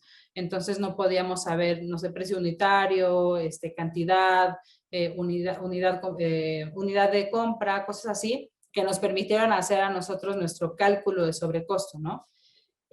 Igual ahí yo creo que, como decía Sandra, el tema de matemáticas y datos, pues sí, está súper relacionado. Acá, la verdad, quienes hicieron el trabajo de sobrecosto fueron Fernando Masdorf y Martín Cislican, que son el coordinador de tecnología y el programador backend, y también Keletsu Aspra, pero, o sea, ellos inventaron la forma, una metodología para poder medir sobrecosto, ¿no? Y la verdad que fue uno de los temas que más reto nos presentó, porque no queríamos o sea, hacer algo mal, ¿no? Y acusar a alguien de algo o tener una cifra que no era la realidad y que alguien pudiera decirnos, no, esto está mal hecho, ¿no? Entonces nos tardamos mucho, además de que bajar los datos, interpretar los datos en sí mismo era algo complicado. Y aquí hay una invitación como sí, como una recomendación, ¿no? Cuando como periodistas decimos, vamos a investigar algo, vamos a meternos a los datos de algo, la realidad es que nunca a priori sabemos nada del tema, ¿no? O casi nunca sabemos nada del tema. Y en este caso fue salud. Antes de esto, claro que habíamos hecho trabajo de COVID, de compras de la pandemia. También teníamos otro trabajo que se llama Vivir con VIH, donde revisábamos las compras de antirretrovirales. En América Latina también hicimos esa parte. Pero lo cierto es que este era un tema mucho más grande de salud, ¿no? Era mucho más ambicioso. Entonces, en el camino, creo que una buena recomendación es cuando estamos viendo datos de los que no somos expertas, tenemos que buscar expertos para que nos ayuden o expertas para que nos ayuden a identificar y a leer qué estamos viendo, ¿no? Porque nosotros podemos entender una cosa que desde nuestro conocimiento no es real, ¿no? Entonces, aquí tuvimos el apoyo de otra organización que se llama Nosotros, precisamente que se dedican a medir desabasto en México, y nos acercamos a un montón de gente experta para preguntarle si lo que estábamos interpretando era verdad o no, ¿no? Y ahí fue otra vez el reto de a veces tener que dar pasos para atrás, ¿no? O sea, los datos en sí mismos no son, o sea, uno puede creer que son algo frío, ¿no? El dato es el dato y lo que nos está diciendo es verdad, pero siempre hay un factor de interpretación. Entonces ahí siempre puede haber un error porque somos humanos y es normal, ¿no? Pero entonces uno siempre tiene que ir hacia atrás y volver a hacer los pasos para ver si realmente los datos que estamos encontrando son lo que estamos interpretando o no. Creo que eso es muy importante de decir, ¿no? No es que desconfiemos de los datos, como desconfiamos de una fuente, por ejemplo, pero hay que darle el mismo valor y la misma confianza al dato, ¿no? Y saber que somos humanos y que estamos interpretando al final del día esos datos. Entonces, bueno, en este proyecto, pues eso, encontramos un montón de sobrecosto que además se suma al desabasto que hay ahora por el nuevo gobierno y por un nuevo esquema de compras y obviamente por la pandemia también. Y, por ejemplo, acá nosotros nos parecía súper importante decir cómo habíamos calculado el sobrecosto, ¿no? Y entonces aquí hicimos unos pequeños párrafos que seguramente para quienes no se dedican a datos o quienes no están tan metidos en el tema de salud, pues se pueden saltar esta parte e irse para abajo, ¿no? Pero creo que cuando estamos trabajando con datos y sobre todo cuando estamos haciendo metodologías que nadie antes había hecho, es muy importante y decirle a los lectores cómo lo estamos haciendo, ¿no? O sea, por respeto a ellos y por seguir una política de datos abiertos otra vez, ¿no? Si nosotros desde sociedad civil, desde poder, estamos pidiendo que cada vez se abran más datos y en América Latina lo hacen un montón de organizaciones y de medios, pues lo mejor que podemos hacer desde el periodismo de datos es precisamente dejarles saber a los usuarios cómo sacamos esa información y ponerlas a su disposición, ¿no? Y en ese sentido, por ejemplo, nosotros hicimos bueno, acá tenemos una metodología que es larguísima, por ejemplo, habrá quien llegue a leerla, habrá quien no, pero es importante tenerla. Y ahí, por ejemplo, nosotros hicimos unos paneles de esto, por ejemplo, unos tableros, igual, tableros de datos para investigar estados en este caso, pero también para periodistas, por ejemplo, nosotros estamos abriendo nuestros datos específicamente para periodistas, para que ellos puedan hacer sus historias. Aquí trabajamos con algunos aliados en México, locales, pero esto lo basamos nosotros en Kibana, que es una herramienta de Elasticsearch, y tenemos un tablero para periodistas y ahora estamos abriendo la información para que ellos y ellas puedan tomar un taller y hacer sus propias historias, ¿no? Porque además nos parece que lo que les decía al principio, los datos y nos permiten entenderlos, pero también reutilizarlos y ponerlos a disposición de otras personas, ¿no? Para equilibrar el acceso a la información también. Entonces, por ejemplo, esto lo puede ver cualquier persona y puede buscar cosas, buscar por estado, medicinas, compras y sobrecosto, obviamente. Y, ok, eso. Y bueno, hablando regionalmente de por qué hacemos periodismo de datos regionalmente. Creo que ahí Flor y Sandra tienen muchísima más experiencia que yo, pero desde Poder sí que tenemos mucha experiencia en hacer eso. Por ejemplo, hay temas que nos enlazan fácilmente con América Latina, ¿no? Que nos hermanan. A pesar de que México de pronto parecería que estamos como, no estamos ahí en Latinoamérica, pues sí estamos. O sea, al final, socialmente, económicamente, estamos mucho más cerca a Latinoamérica de lo que creemos, ¿no? Y creo que es fácil en estos momentos que ya ha avanzado el tema de trabajar regionalmente, de abrir datos, de tener visiones compartidas, ¿no? En cuanto al periodismo de investigación y al periodismo de datos, es fácil encontrar aliados naturales como La Nación Data, ¿no? Como Ojo Público, como Ojo con mi Pisto, quienes conforman la Red Palta. Y encontramos esas visiones como compartidas sobre democracia, rendición de cuentas, equilibrio del poder a través de la información. Entonces, por ejemplo, con la Red Palta, más o menos así es como nace, ¿no? Como son un grupo de periodistas, básicamente, que encuentran que tienen visiones compartidas sobre cómo hay que tratar o cómo hay que contar y reportear ciertos temas. Y entonces, por ejemplo, con la Red Palta algo que hacemos mucho es investigar compras públicas en torno a temáticas variadas, como programas sociales, por ejemplo, la compra de leche, ¿no? Desde programas sociales en nuestros países, pero también temas de salud pública en emergencias sanitarias como la COVID-19. Y entonces, por ejemplo, ahora, desde hace año y cacho que empezó la pandemia, hemos hecho varias entregas de la compra de pandemia, las compras de la pandemia. Por ejemplo, contamos cómo se compraron las vacunas a través de beneficios legales y tributarios para las farmacéuticas, ¿no? Pero hay algunos reportajes que tienen mucho más un elemento de datos. O sea, a ver, esto tiene, el de vacunas tuvo el elemento de datos al momento de estandarizar la información, ¿no? O sea, si estamos hablando de que los datos no tiene que ser algo masivo, pero vamos a tener que usar una hoja de cálculos para estandarizar información, tiene su elemento de datos. Pero hay uno, el de, es mascarillas con sobreprecios, que fue datos así a full. todos tuvimos que meternos a nuestros portales de compras en nuestros países o pedir por solicitudes de información pública las compras de la pandemia que se habían hecho hasta ese momento, y básicamente vaciar cada quien en más bien en una base de datos misma, todos vaciar la información de los contratos que íbamos encontrando. Para México, por ejemplo, significó abrir PDFs e ir investigando, e ir buscando la unidad de compra, el precio unitario, la característica o descripción del producto, ¿no? La fecha y poner todo eso, la empresa, etcétera. Fue un trabajo muy grande, en ese momento no eran tantas compras, pero fueron muchas compras igual.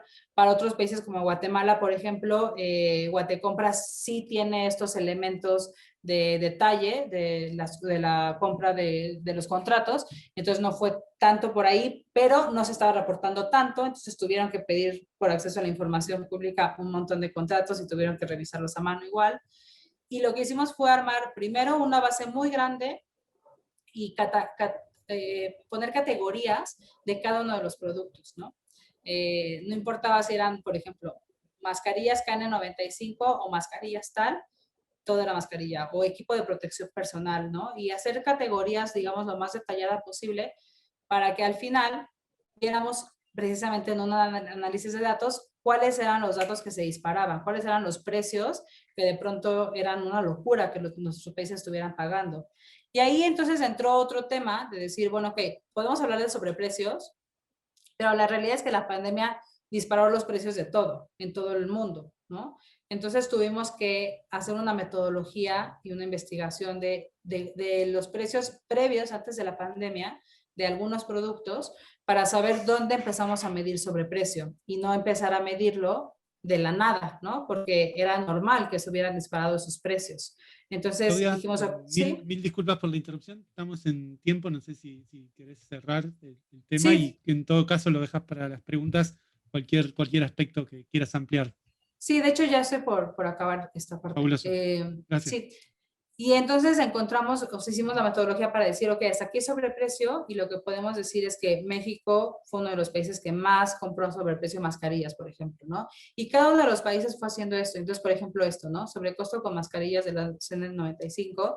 Esta línea aquí en medio es como el precio promedio, y vemos cada una de las compras que se hizo a sobrecosto. Sí, bueno, y nada más decir que creemos que el periodismo de datos en proyectos como regionales es importante por esto. Es una herramienta. Yo no dejo de decir que el periodismo de datos es una herramienta. No nos hace la historia por sí misma. Creo que siempre es importante decir que tenemos que reportear y tenemos que salir a la calle y tenemos que hablar con gente, ¿no? Pero el periodismo de datos, cuando logramos homogeneizar los datos entre un lugar y otro, entre un tema y otro, nos ayuda a encontrar similitudes y diferencias, y entonces desde ahí reportear lo importante en cada país y en la región. Y listo, yo lo dejaré por ahí. Muchísimas gracias, Claudia, espectacular, y aparte nos das un panorama regional súper valioso, que es una ventaja, una oportunidad que nos da el poder entendernos a lo largo de los países y enfrentar al mismo tiempo desafíos bastante parecidos, corrupción, desde lo ambiental y demás, bueno, hoy por hoy lo sanitario, y poder hacer estos esfuerzos en común de una manera mucho más fácil que incluso en otras regiones.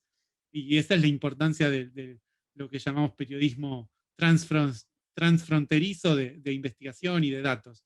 Así que muchísimas gracias. Y ahora abrimos un pequeño espacio para preguntas. Yo voy a aunar algunas preguntas.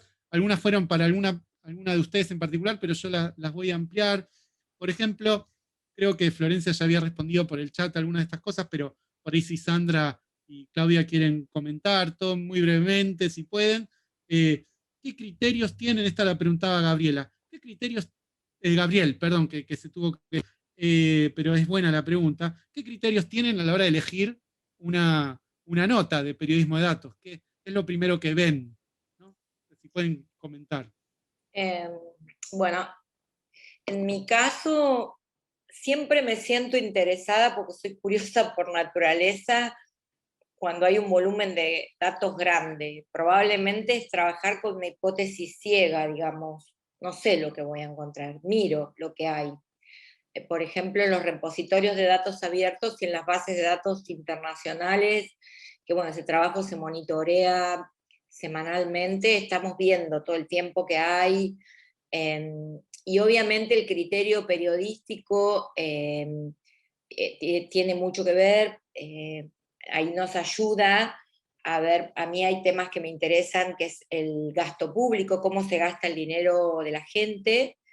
Me interesa mucho todo lo que tiene que ver con compras, contrataciones del Estado, me interesa lo que tiene que ver con el enriquecimiento ilícito, con la evasión fiscal, digamos, hay algunos temas que en periodismo de investigación, todos los que tienen que ver con corrupción, tráfico de influencias, enriquecimiento ilícito, eso tiene que ver con patrimonio, tiene que ver con sueldos públicos, es decir, hay un gran conjunto de temas que los periodistas de investigación habitualmente nos sentimos interesados, pero a veces otros están no tan dentro de nuestro foco, como podrían ser las regalías que pagan las empresas mineras. Ahora hay una base de datos bastante interesante sobre ese tema, y yo con cierta frecuencia miro y monitoreo y veo, y obviamente cuando veo algo que me llama la atención, pienso que eso se puede convertir en una hipótesis periodística, pero ahí influye mucho el perfil del periodista, qué temas ha trabajado. Conozco periodistas de datos que se enfocan más en lo económico, más en temas de presupuesto, en variables económicas, inflación, pobreza, otros que se enfocan más en corrupción, como es mi caso. Depende mucho, digamos, también de cada periodista, ¿no? De la formación, de dónde viene, de qué es lo que ha hecho. No sé si eso responde un poco la pregunta. Sí, seguro que sí. Y Claudia, ¿vos querés comentar también por dónde arrancan, qué criterio base tienen para tomar una nota de esta índole? Sí, un poco lo que comenta Sandra, ¿no? O sea, observamos, obviamente creo que la observación es el primer método, ¿no? Que tenemos todos los periodistas. Bueno, Poder se enfoca mucho en temas económicos, en temas financieros, en temas de minería, de extractivas, ¿no? Entonces, desde ahí, digamos, tenemos el primer filtro, que es si es un tema que es relevante para Poder, ¿no? Desde ahí partimos para decir, ok, es relevante, y entonces cómo lo afrontamos. Y lo que hacemos muchas veces es ponernos un plazo, ¿no? De cuánto vamos a estar investigando esto, si podemos comprobar el primer indicio, digamos, si no tenemos un primer indicio comprobable de lo que estamos viendo, entonces no seguimos por ahí, porque no somos tantas personas como para dedicar tanto tiempo a investigar algo que no nos va a llevar a nada, pero si tenemos un primer indicio comprobable, entonces vamos ahí y nos ponemos, digamos, hacemos nuestra agenda con decir, ok, podemos publicarlo en 2 semanas, o podemos publicarlo, o es algo que merece más tiempo de reporteo, ¿no? Tomamos en cuenta solicitudes de acceso a la información. Por ahí hacían preguntas si el INAI y la ley de acceso a la información es positiva para nosotros. Claro que es positiva. Claro que sin ella no podríamos haber hecho ni la mitad de lo que hemos hecho todo este tiempo. Y de ahí la importancia de defender ese tipo de sistemas, ¿no? Y entonces ahí vemos si va para algo de más corto plazo, de mediano plazo o de largo plazo. Hay veces que tenemos datos que no están muy ordenados, pero los empezamos a ver y decimos, no, esto es algo mucho más grande, ¿no? Y entonces los aguantamos, esperamos y vamos investigando hasta que podemos sacar algo mucho más grande. Por ejemplo, para salud, dinero y corrupción, esa base de datos de donde salen todos los contratos, lo conocíamos desde hace como 2 años, yo creo, y lo estuvimos analizando y trabajando y dando vueltas todo este tiempo hasta que pudimos hacer esto. Pero es por ahí, o sea, que sea interesante para Poder, para los estándares de Poder, que sea interés público, obviamente, y que tengamos tiempo y la capacidad para reportear los temas. Una cosa, Damián, complementando lo que dijo Claudia, yo ahí compartí una serie de enlaces, es una especie de bibliorato digital en una plataforma que se llama LeapBinders, con bases de datos que en algún momento, en los últimos 15 años, he usado, porque son bases de datos públicas que permiten rastrear empresas, bueno, no solamente investigar compañías, sino hay bases de organismos internacionales, como UNESCO, UNICEF, que tienen datos abiertos interesantes. Ahora, también pasa, te decía, un poco complementando lo que dice Claudia, que muchas veces decimos, bueno, a ver qué hay acá, de puro curioso que uno es, y no hay nada. ¿No? Digamos, hay, el valor social de la información tiene peso también, ¿no? Si uno mira los repositorios de datos abiertos que hay como parte de las iniciativas de Open Government, se va a dar cuenta que hay conjuntos de datos, los que yo llamo periodísticamente vacíos, que no tienen relevancia, porque no sirven para la gente, sea porque ya hay aplicaciones de noticias, como por ejemplo, ¿dónde están las paradas de colectivos? Ya hay aplicaciones de noticias creadas para eso, entonces ese dataset a mí mucho no me sirve, a menos que en el futuro yo esté investigando, no sé, el remozamiento de las paradas de colectivos y necesite la ubicación geográfica para crear un mapa. Pero hay una buena, es cierto que hay una buena parte de información que está en datos abiertos, pero que no necesariamente se convierte en noticia. No sé, Florencia, vos creo que esto de por dónde arrancar o qué criterios tienen en La Nación Data ya lo respondiste, pero no sé si querés hacer algún comentario. Creo que lo que dijeron las chicas está completísimo. Bien, bien, bien. Y, Ahí me pregunta alguien, Damián, cómo se puede en el caso de los medios tradicionales sortear los intereses empresariales cuando se analizan datos que quizás los pueden perjudicar. No sé a qué se refiere con medios tradicionales, porque este tipo de periodismo está pensado para el entorno digital. No sé si tradicionales se refiere a la gráfica. Por supuesto tiene un correlato con la gráfica, pero no es lo mismo. El producto está pensado para los entornos digitales. ¿Sabes qué, Sandra? Creo que se refiere a los medios más conocidos, claro, Infobae, La Nación, Clarín. Bueno, particularmente, bueno, voy a hablar por el caso que me toca a mí. Particularmente nunca tuvimos un conflicto de interés. Los datos tienen una fuerza enorme porque están documentados, ¿sí? No es lo que dijo una fuente sobre un funcionario, digamos, trasciende el poder de la fuente oral. Hay una base de datos, hay un conjunto de datos que está contando una noticia. Imagino que sería dificilísimo para un editor o para un empresario decirle que no a eso. Personalmente, en los 2 años y medio que llevo en Infobae, nunca me pasó de que el producto periodístico entre en colisión con la línea editorial, porque además Infobae, por la característica que tiene, no sé si se dieron cuenta, ahí hay periodistas trabajando con muchas líneas diferentes, con muchas líneas de pensamiento diferentes. Encuentro que es un espacio muy pluralista desde ese punto de vista. Yo venía de trabajar de otra compañía, en Artear, que era un canal de televisión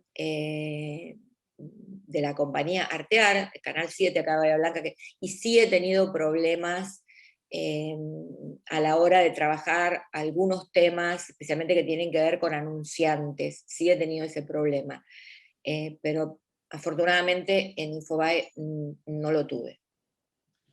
Florencia, vos si querés comentar algo de esto. Yo me acuerdo que cuando salió una de estas investigaciones de ICIJ, habían encontrado a uno de los dueños de La Nación, Me acuerdo. que era porque habían vendido una empresa de remate, creo, que habían vendido las acciones de remate y se las habían pagado o sea, por ahí, creo que fue por ahí, ¿no? Y se hizo una aclaración Sí. el... ¿Así? Uno de los accionistas de La Nación aparecía en una de las filtraciones, y si la memoria no me falla... Porque una empresa llamaba Navent, creo, había comprado acciones y lo pagaba así con esa transferencia, digamos, algo así. No me acuerdo exactamente, pero sé que que fue una nota que se publicó. Una nota que se publicó, yo no estaba en ese momento, yo entré en la segunda etapa de Panama Papers, no estaba yo en ese momento, pero sí lo recuerdo de que se había publicado, y de hecho en el equipo del Consorcio Internacional de Periodistas de Investigación, cuando chequeamos a ver quién aparece, armamos listas enormes, pero enormes, y por supuesto incluimos a los dueños de los medios de comunicación.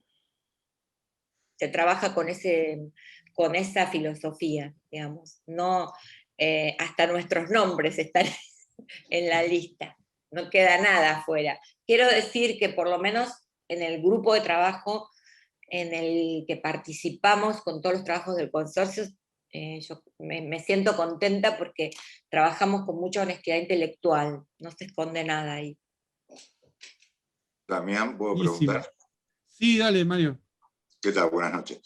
Yo le quiero hacer una pregunta a las tres en general. En el último año y pico, con el tema de la pandemia, bueno, la carga de datos oficiales, uno da por sentado que tiene cierta certeza o no. ¿Qué juega en los grupos y fundamentalmente con la línea editorial? Porque en cada grupo que se trabaja se sigue una línea editorial, como decía Sandra.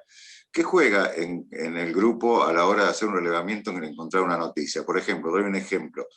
Si uno hace un gráfico y hace una nota sobre, por ejemplo, el grado de vacunación, y el título es a 1 año y medio de la pandemia y a 6 meses de empezar con las vacunas, el 30% de la población aún no está vacunada y el 50% no recibió la segunda dosis. ¿No se corre el riesgo en estos casos de horadar la credibilidad? Lo digo en este momento de que es crítico, ¿no? Porque los últimos informes que he visto en la mayoría de los portales y de etapa de los diarios tienen que ver con la pandemia, con la compra de insumos, con la compra de vacunas. Hago esta pregunta porque, digo, ¿se les juega en algún momento alguna cuestión, digamos, ética a la hora de hacer ese reglamento? Porque los datos están, sí, obviamente que están, pero también uno puede titular y armar la nota de acuerdo a las circunstancias. Me refiero a que se juega en todo, ¿no? La pandemia ha dejado al descubierto el tema de la política, el negocio, los comercios, la farmacéutica. Digo, a la hora de hacerlo, se les juega de ser lo más estricto posible para no dar esta sensación que hay a nivel mundial de que cualquier cosa que se diga horada la credibilidad sobre la vacunación o las políticas de Estado, todo ese tipo de situaciones.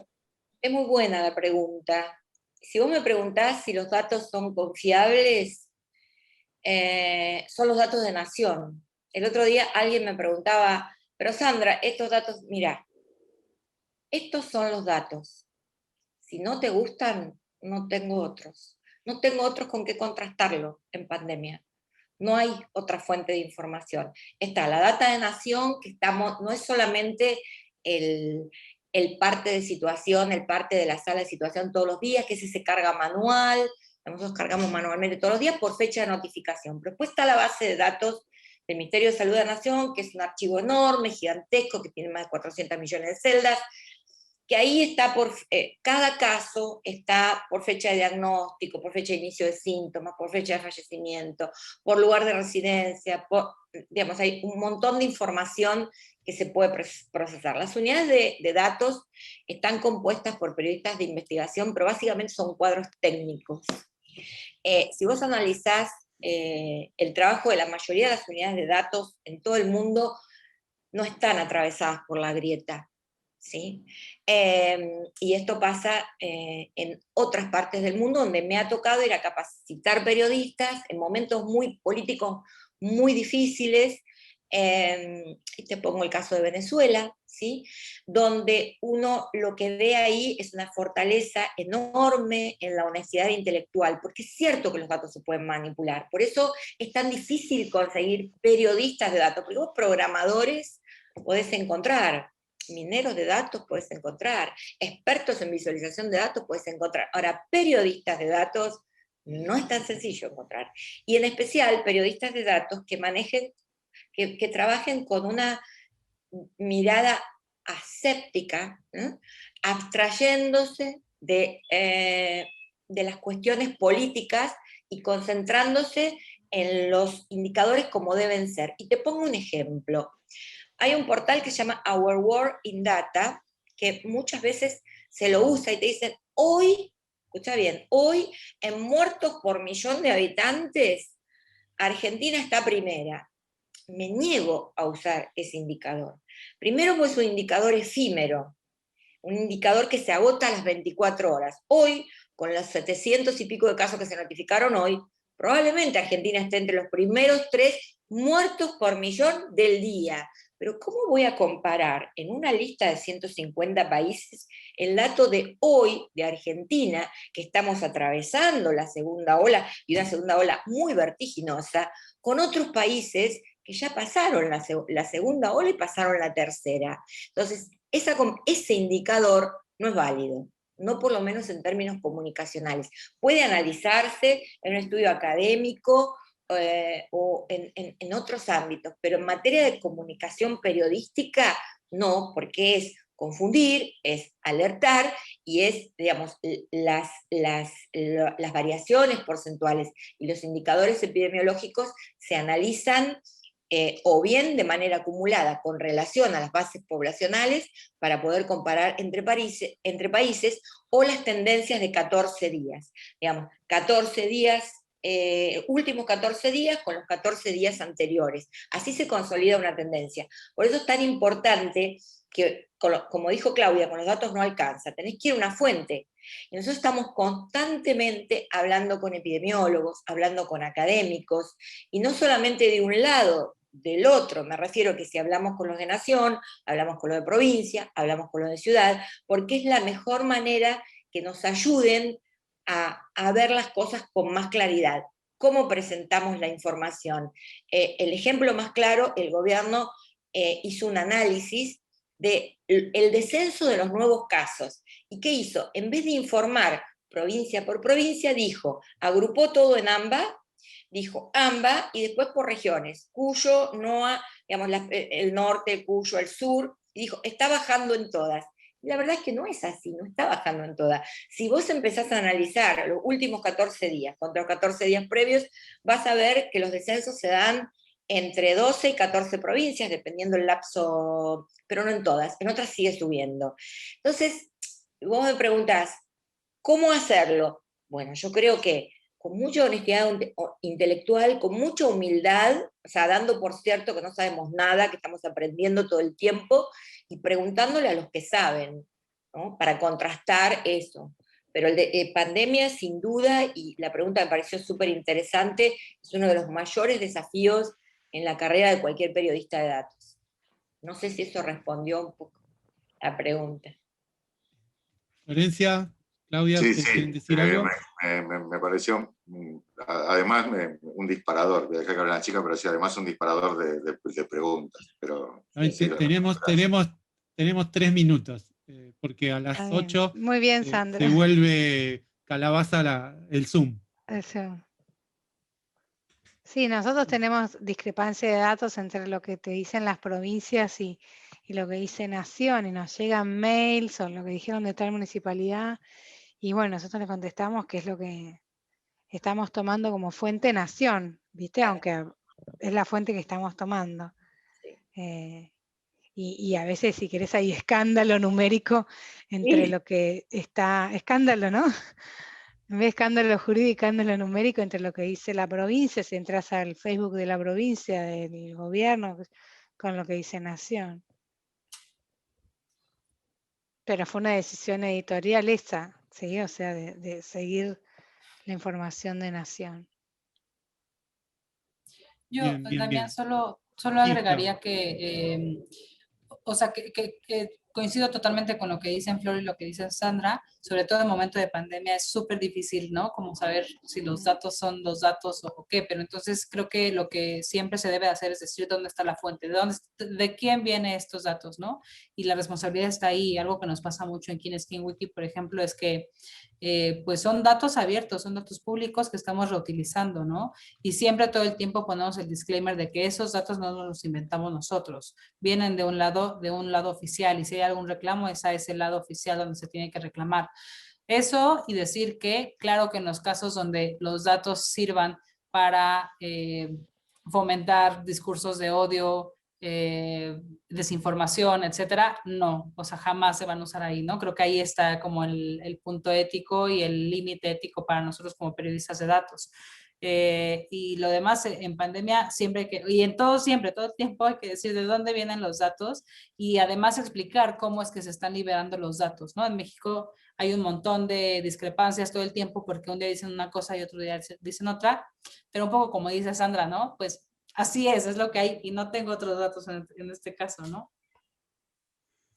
Gracias, Claudia. Bueno, hay varias preguntas más e incluso hay una pregunta que se refiere a cómo las pueden contactar estudiantes interesados en esto de ahondar y pensar y consultar sobre el periodismo de datos, ustedes que son grandes referentes de la región. ¿Algún contacto que puedan pasar por el chat, ya sea un email, un Twitter Me o pueden algo? escribir por Twitter. Sí, a mí Que también. tengo los mensajes abiertos o si no me mandan un arroba, porque yo en Twitter les puedo contestar rápido con errores de tipeo a las 3 de la mañana cuando me dio insomnio. Un mail es mucho más formal, ¿sí? Ahí Con la firma de están. la nación, viendo cómo pongo. En cambio por Twitter es como te contesto rápido en WhatsApp. Como si fuera un mensaje rápido, puedo contestar informal. Por Twitter está bien. Genial, Sí. genial. Bueno, y ahí en el chat están saludando al panel y agradeciendo. Y bueno, estamos cerrando. Hay otras preguntas, pero pueden contactarlas y las sacan. Se sacan la duda, quiero decir. Y yo quiero cerrar con esto. Infinitas gracias, Florencia, Claudia, Sandra, a todos y todas las y los estudiantes que vinieron, a periodistas, colegas que vinieron porque les interesó escucharlas también, aunque no son del ámbito de la UNDAV. Esta es una charla abierta. Así que bueno, infinitas gracias y seguimos conectados, conectadas. Y invito a todos y todas a que visitan datosundav.com.ar porque ahí van a poder conocer los trabajos de las y los estudiantes de la materia periodismo de datos, de la licenciatura en periodismo y el ciclo complementario curricular de periodismo de la UNDAV. Mil gracias. No tengo nada más para decir. Gracias. Aplauso.